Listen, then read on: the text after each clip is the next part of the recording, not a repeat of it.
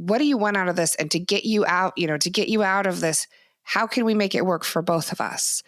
How can, you don't have those guys to do that work and you can't do it for this. And we do. And, we're kind of getting there, but, kind of talking it through so that you both come out of it with what you want. Welcome to the Good Stewards Podcast, the only podcast dedicated to seasoned real estate investors who want to maximize the cash flow potential in their business. We are buy and hold investors with 1,000+ properties and markets across the U.S. who bring an insider's view into the nitty-gritty details of real estate investing. If you're looking to develop the mindset, teams, and systems that can dramatically build your real estate business and net worth, you're in the right place. Welcome to this episode of the Good Stewards Podcast. I'm Ryan Dossie. I'm Amanda Perkins. I'm Bill Sirius. And I'm Andrew Sirius. Hello, everyone. It's good to have you today. Please check us out on thegoodstewards.com. Download our free ebook. Check us out on social media. Subscribe. Tell your friends about us. And we're getting in right now to an interesting topic. It's negotiation.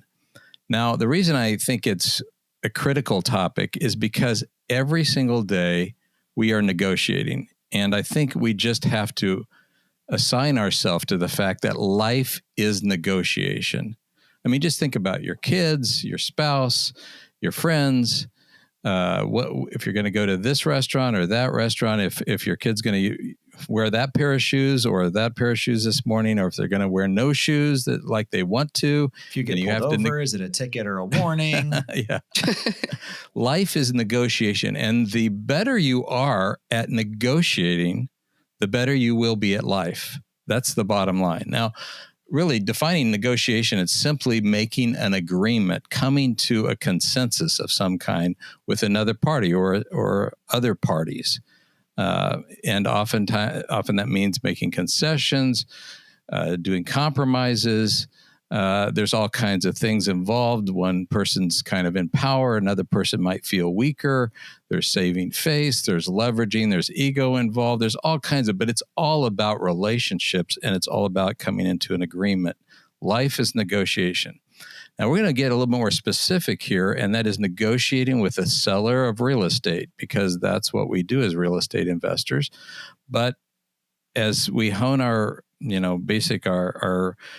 toolbox of negotiating skills, we will get much better at this over time. Now, I just want to kind of throw this question out to begin with, and I want you and who are listening to think about this in our panel here to address it as well. What makes for a good negotiator? What's the difference between somebody who doesn't have very good negotiating skills and somebody who does? I would say two of the biggest things I've noticed are the ability to have a conversation with some light confrontation in it, like having somebody hit you with you're out of your mind. How did you come to that number? And have you not like, well, okay, you're right. Have a nice day. Being able to explain your point when there's a little bit of confrontation. And then I would say the second piece is always trying to get one step further than you did on the last deal. So if your last deal, you made them an offer, they told you no, you justified your point and then left it. Well, maybe on the next one, you justify your point and then re-ask to get the deal done or ask them where they would need to be.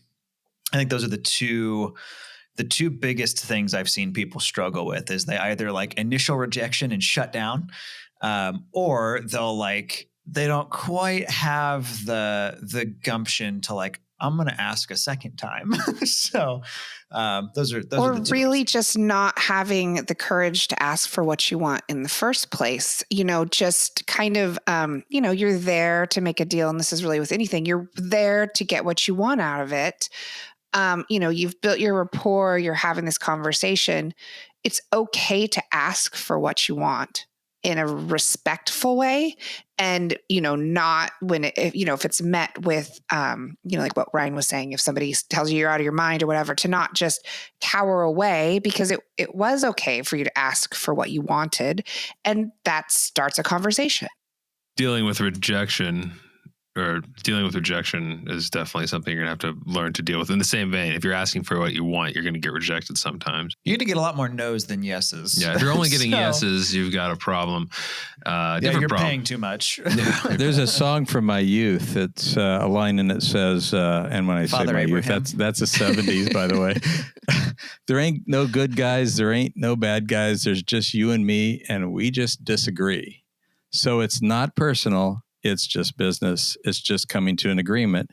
And that you've got to separate personalness from this negotiation situation. And that's so easy to get yourself personally offended or personally involved, no matter whether you're the buyer or the seller.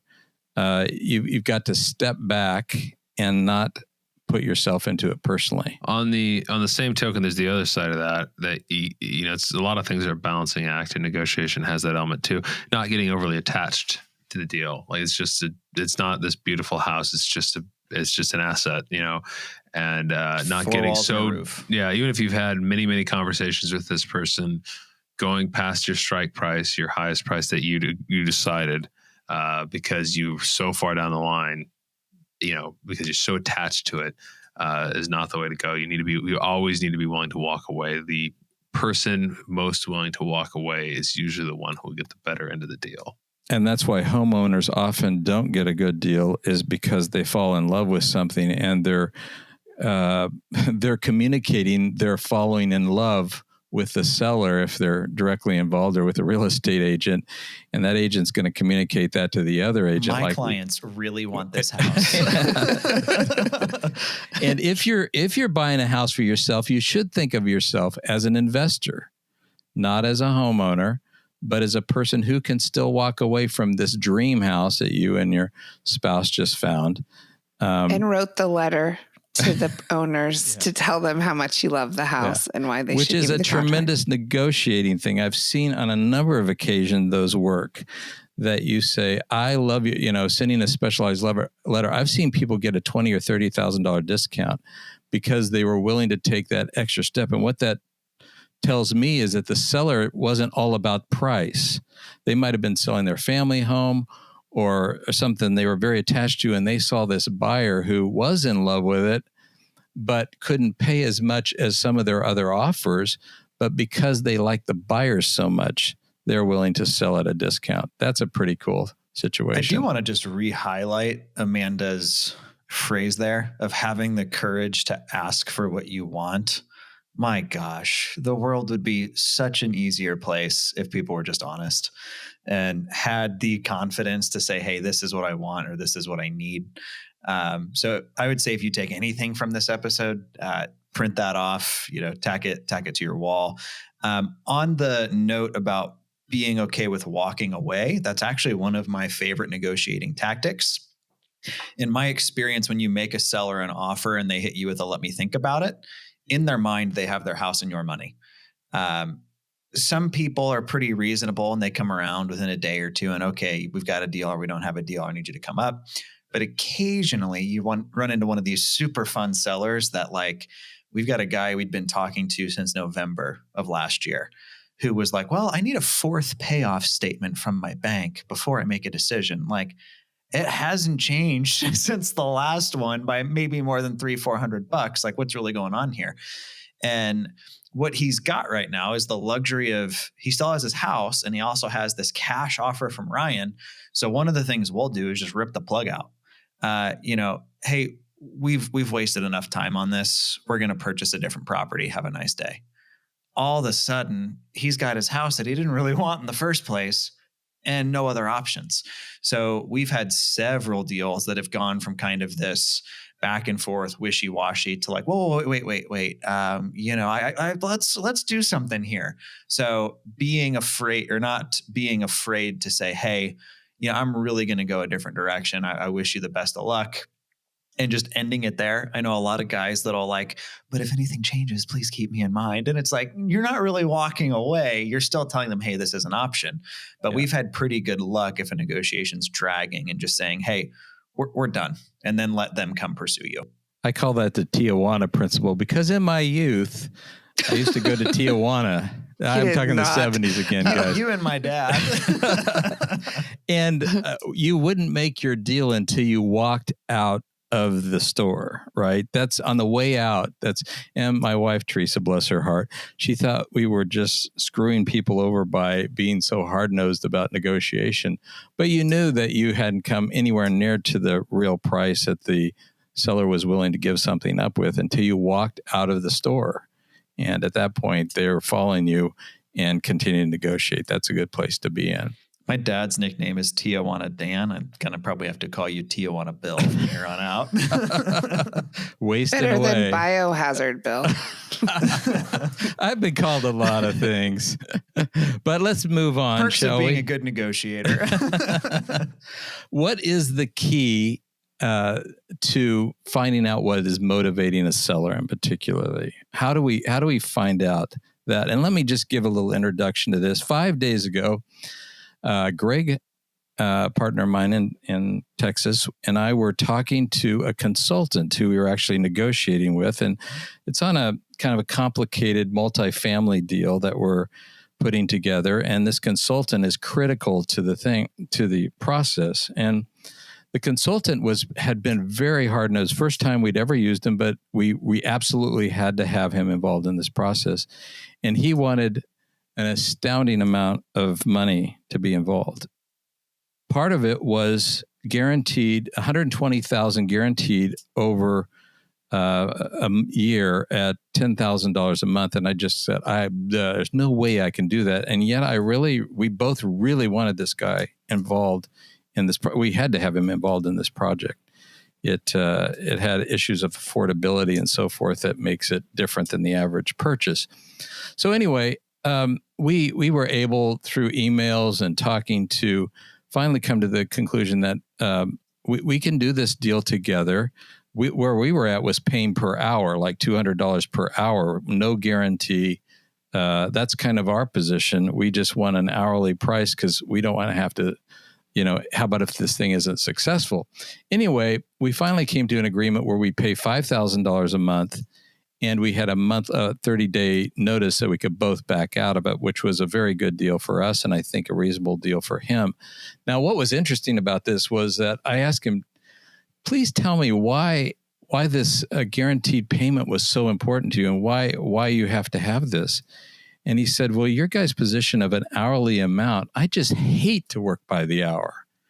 And Greg and I just had a big sigh of relief, and we said, oh, really? That we hate to even contemplate working by the hour as well. I'm sorry, that makes total sense. And it was kind of like the dam broke with that one question. Why do you need to have a guaranteed payment? And so I think that just what that is an introduction into is you never know what you don't know about where a seller's coming from or where the party on the other side of the negotiation is coming from, unless you start asking really important questions to get into their world and their perspective and to see things from their point of view. That is so critical in a negotiation. I think as investors, a lot of the times we just assume it's price. Everything is price. Everything's about the money.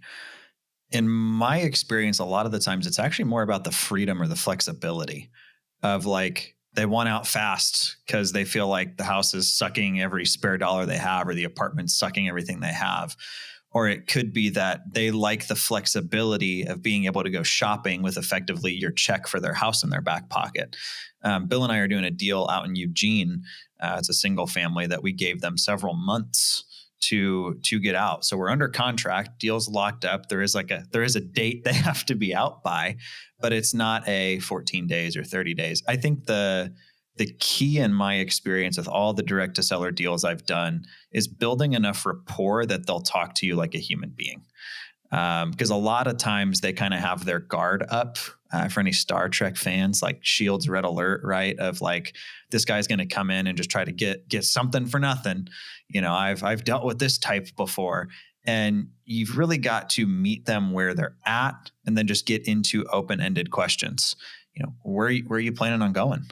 Why are you selling the house now? Well, right. And like in the instance of that Eugene deal, they are, their retirement is in the summer, but they already know where they want to move to. They already have their next house, but they don't want to have their house on the market to a retail buyer for the next 6 months. And then, lots of retail buyers want to close immediately and deal with their rent back. So this, determining that we could be that buyer, but we were going to have to wait 6 months, and, we're happy to do it, and we're going to get a discount for doing it. That was what they wanted out of the deal.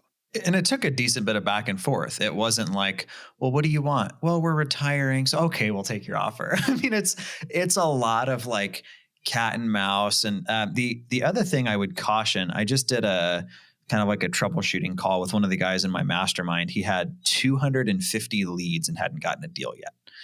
And I was like, man, even a blind squirrel is going to get a nut, right? So we started going through it. And the problem was, he was actually budgeting in too much profit for himself on deals and then spiking up his number when they said no. So if his offer was 100,000 and they'd say no, he'd be like, okay, well, what about 117? I was like, well, if I'm that seller, you just jumped up 17%. I'm like, what happens if I say no again? Or, well, why didn't you offer me that the first time? So make sure that there's a great book called Never Split the Difference. That's basically, we really try not to meet in the middle. If I had to visualize what typical negotiations look like, I come up $1,000 or $2,000 for every 10, 20, 30,000 a seller's coming down. I've got a wholesale deal we just listed that the seller initially had it listed on the MLS for 380,000. Wasn't selling. They took it off. They initially wanted 300 and we were at like 250. Long story short, we got it for 259, right? So we didn't come up nearly as much as they came down. So I would make sure as you're talking to sellers, like your increases in price, if you do go up, and I highly recommend not throwing your highest and best out the gate, but I also wouldn't do huge dramatic swings where then it's like, oh, this guy lowballed me, and now I'm getting his real offer. So what we typically use is more the angle of, let me see if I can get my repair costs down at all. I'm not going to be able to come up to your number, but if I could come up a little bit, do you think we could come to terms, right? If I could, would you, is a big thing we do. If I could get this number close to 260,000, would you sell me this house? Right? Kind of getting some kind of pre-committal out of them. But just be cautious that you're not coming with your highest and best out of the gate just because you hate negotiation, right? I'll pay 115. And they're like, no. And you like, that what was are you going to follow limit. up with? Hey, do you want to do 115? Like, that doesn't really give you much room. But also make sure that you don't start so low. Like, don't get me wrong. I love getting good deals. We've gotten some really good deals. But if you swing your offer up by 20%, in my opinion, your credibility is shot, and you also kind of look like a dirtbag. But that's and then also make sure you're not the one making the first and the second offer. Don't negotiate with yourself. So, I mean, that's a really key point. I mean, you can't throw out your offer and then throw out the next offer. Well, what if I did more? Exactly. So, make sure that you're not, it's like, okay, well, what, really force it, because we've been in this position where they wouldn't counter. They just wanted another counter from us. And it was, that was where we split out. Well, we don't know where you're at. So we're going to need, we need to know where you're at so that we can, see where we're at. It's not, I don't want to be negotiating against myself. It's not going to end well. You can even be that honest. Like, I'm not going to bid against myself. Give me a number and I'll see what we can do. But that's huge. And honesty goes a long way. Genuineness really goes a long way. You really want to be comfortable in your own skin in a negotiation. People will negotiate different ways because there's different personalities out there. But don't get into a salesy negotiation, slick kind of mindset. Just be yourself with great negotiation and rapport building skills. Andrew, you talk a lot about anchoring, which I think is a really important concept here. You want to mention anything about that? Yeah, anchoring is a psychological concept. Basically, people will gravitate towards a number that's thrown out there. So if you say something like this rehab will cost $2,000, and then some third party asks, well, what do you think another person, what do you think this rehab will cost? It's much more likely they'll be near 2,000 than if the person who was saying that, well, yeah, this rehab is going to cost $100,000. Studies have shown that like if somebody with those types of things, the person, no matter what, even if it's obvious this rehab is probably like a $10,000, $20,000 one, somebody, no, it's obviously it's like 30,000. Let's say it's that. Somebody first hears the 100,000, they'll probably come in more like 40 or 50. If somebody first hears the 2,000, they'll probably come in more like 10, even though they know that 2,000 is too low, but they're still kind of anchored to that original number. They're trying to meet the expectation. Mm-hmm. So in some cases, if the person's really hesitant to give out a number, like their price, what they want. It's more complicated. You got to go see the property or at least get pictures of it. If you get pictures of it, that can be helpful. Plus maybe do a quick little analysis. You throw out a number, you've set the anchor. Like, oh, well, maybe around this number.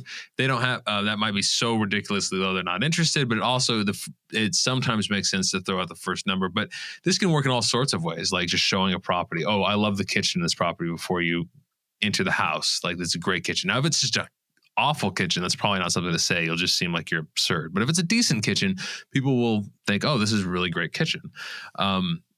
Or they're more likely to think that. Home Depot cabinets. So there's all sorts of different ways you can use that concept to drop either a numerical anchor or a qualitative anchor into these conversations, and especially if the seller is not interested in giving their offer right away. But it's very good with regards to rehab numbers or what needs to be rehabbed or things like that as well. So typically what we'll do when we meet with a seller, we'll look for what we call an as-is comp. It's a property that's sold somewhere in the near vicinity, ideally same street, a couple houses down, street or two over, that we can point to as this property needed a decent amount of work and sold for insert number well below retail, right? It was a foreclosure, maybe it was a rental, they sell tenant occupied, but the home around the corner from you just sold for $75,000. So then when they ask for $200,000, we can like, whoa. So the one around the corner just went for 75 and was the same layout, same square footage, same size. Maybe yours is a little bit nicer. Maybe yours needs more work, but I can only pay what the market allows, right? I can't overpay. So we're going to pay fair market value, again, pushing towards that as-is comp based off of the condition your house is in. So if your house is in better shape, we may be at more. If it's in worse shape, chances are we're going to be below. But we can both agree the house around the corner just sold for $75,000, right? And we'll even print off that comp, right? So then they're anchored at the fact of, well, crap, the neighbors just went for 75. They're asking price of 125 now. They're like, maybe that is a little bit high, right? So that's one of the ways we use it in the direct to seller piece of just setting the expectation of distressed assets like your property in this part of town are typically trading for this number. Now, we're not saying your house is worth X.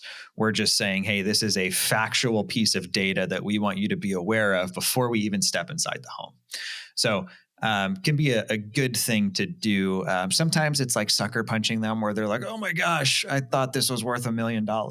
But it's better to get that out of the way in the beginning. Well, another critical anchor is when you understand how much rehab costs. Every single seller nearly underplays, undervalues, underassumes what actual rehab costs. So, hey, I could do that on a weekend. I could do all that painting and that, upgrading, that plumbing on a weekend. I could do that, and it probably cost me, $5,000 when you're looking at $50,000. So I think dropping numbers once in a while without denigrating the property. I do not like going around denigrating the property. I think that is a recipe for, especially if they're owner occupied. Yeah. Be careful with the neighborhood too, because even if it's like a horrible part of town, they may have grown up there. Those may be their But dropping an anchor, like I know, given my experience and what this is going to take, it's going to take $50,000 to rehab this property, and just in passing, you mentioned that number that anchors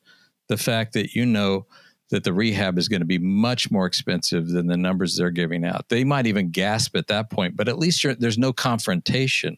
It's just saying, well, from my perspective, the after repair value that I'm going to have to bring this property up to is going to take X number of dollars to do. What we do with repairs is we say, in order to get it into the level of condition I need it to be in with my contractors, it's going to cost me $50,000. The problem if you say, hey, it needs 50, they'll go get another bid. And when that guy comes in at 40,000, you're a scumbag, right? So we throw it out there as our guys, our crew. One thing we've done lately that has actually been pretty helpful, if we mention something like, oh, it needs a new roof, okay, that's going to be, $5,000, right? And they come back with like, oh, no, it's like $1,200. If you whip out your phone and just Google roof in city, you'll get like an Angie's List or something like that with quotes that'll show you the typical home or the typical roof in that zip code is like 12 to 15,000, right? It's retail pricing. So that's a good way for us to like, well, you're saying it's 1,500. I can do it for 5. My guys are good, but like, I mean, they're saying right here in your neighborhood, it's $10,000 to $15,000. You may have a buddy that you can pay in Michelob Ultra who'll do it for $1,200. He's not going to give me that deal. Is one of the good ways we kind of get through any of the rehab objections. Well, and that can sort of move us into the next thing. The reason why they haven't ever done that work is because it's a lot of work and they're maybe not going to get to it. And so that's, they don't have the money. Right. Well, they don't have the money. So it's sort of figuring out like, okay, what do you want out of this? And to get you out, of this, how can we make it work for both of us? How can, you don't have those guys to do that work and you can't do it for this. And we do. And, we're kind of getting there, but, kind of talking it through so that you both come out of it with what you want. Well, and I think Amanda kind of hit the nail on the head. How can we get out of this what we both want? And Stephen Covey, of course, has the famous phrase, coming to a win-win solution. Now, there's a lose-win, there's a win-lose, there's a win-win, and there's win or no deal. So there's actually 4 different places you could end up. I mean, you want to avoid the first 2 of win-lose or lose-win. That's not what you're looking for. Now, your win might be all about price. It might be that's what it has to be. Or it might be, as an investor, it should be. Yeah, or it might also possibly be terms. So you might be able to win a little bit more on terms, lose a little bit more on price. It depends on the deal for sure. If seller financing is involved, for instance, maybe terms are important to you enough. Or if you can do a subject to deal, in other words, you're taking over the mortgage from the homeowner or the owner, and you're keeping them on title, but you're going on title, but you're keeping them on the mortgage. That's a pretty, for most owners, that's a pretty dicey situation. But if you build the appropriate rapport, if they can tell that you'll do what you say you'll do, and that's winning on terms sometimes. So whatever your win is, you want them to also have a win. And the key thing there is, what is their win? I mean, instead of just thinking, what is my win the whole time? What is their win here? That's going to get you to the place. Ultimately, what do they need out of it? Yeah. Is it the flexibility? Is it a particular dollar amount? And sometimes they're not going to get exactly what they want, but they get a good deal. We'll run into situations where it's like, well, I only owe 40, but I have 80,000 in dumb debt that I'm trying to tack onto this. So my mortgage is 120. And we have to explain like, look, no, your mortgage is 40. Our offer wipes out 60% of what you owe, which is way better than owing 100% of it. Right. So real quick, Bill, I love that you pointed out the win-lose. I think there's a misconception among people who are getting into real estate of like, why would anybody sell anything for less than what it's worth? And if I'm winning, somebody else has to be losing. And that's simply not the case. It's not always price. So I think that's huge to point out that even though we're building large portfolios, even though we're making money, the people we come into contact with, these are win-wins. A friend of mine has the analogy of the grocery store model. If I see a seller whose house I bought, in the bread aisle, do I have to kind of like, oh, okay, like slip out the back? Or can I walk up and ask how the kids are doing? And I think that's an important distinction of, it's not just about price. It's truly, what do they need out of it?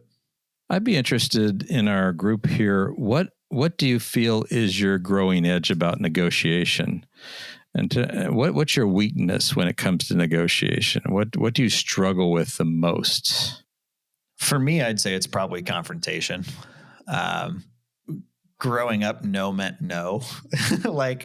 It wasn't like, well, try me again 5 minutes. Like my parents were, you didn't go back and like, well, can they please come over?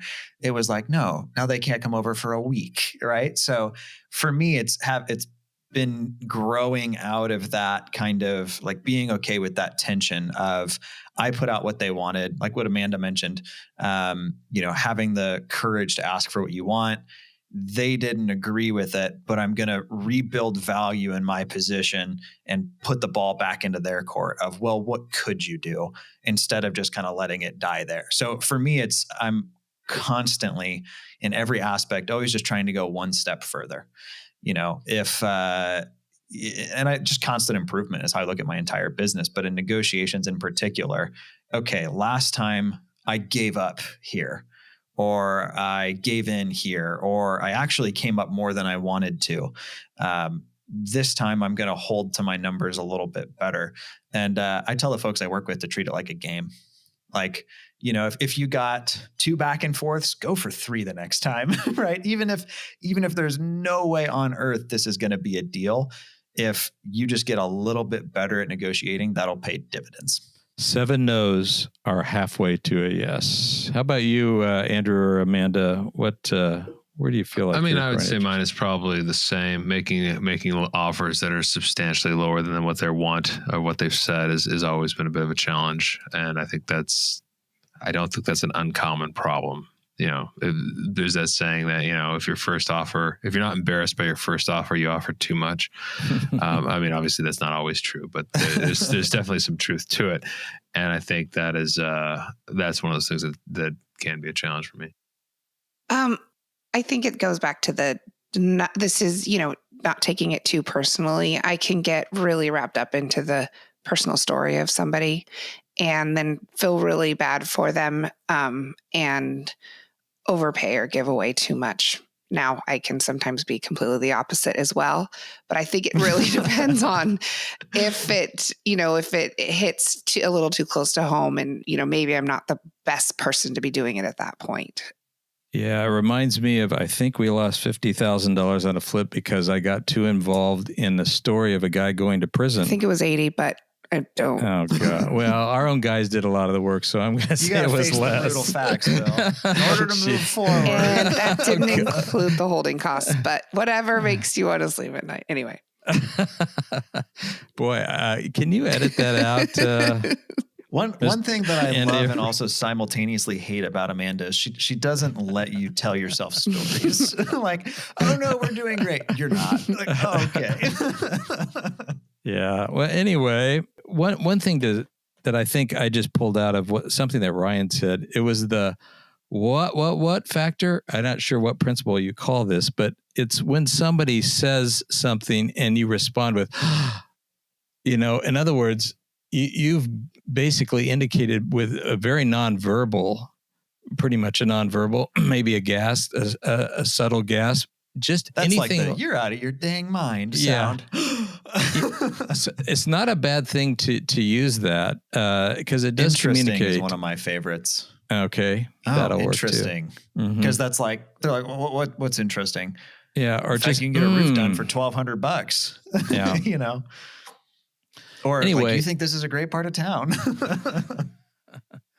We've obviously not crossed every T and dotted every I on negotiating, but I think we've hit many of the skills that are important. And in general, the skill of empathy, I guess, is what's critical, is to get into somebody else's head, somebody else's life situation, somebody else's perspective, and see it from their point of view.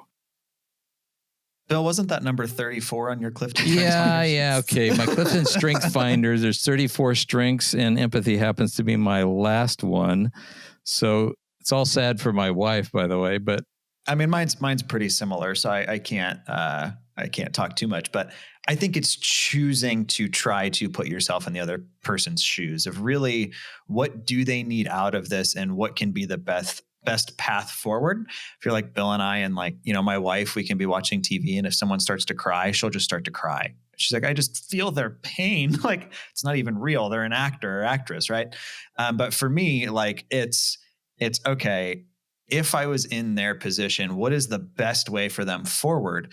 And a lot of the times with these folks who end up with distressed houses, the best way forward is just to get out of that situation. And I think that's where, as an investor, we can really kind of be like, I don't know, a light to our communities, is by getting people out of situations that, you know, they probably got themselves into because they didn't say what they wanted or what they needed, like Amanda mentioned. I buy a lot of houses from people who bought the house for a family member or for a kid who ended up being a bum and not helping with the bills. And now we've got, you know, a disabled vet on Social Security paying this guy's light bill, right?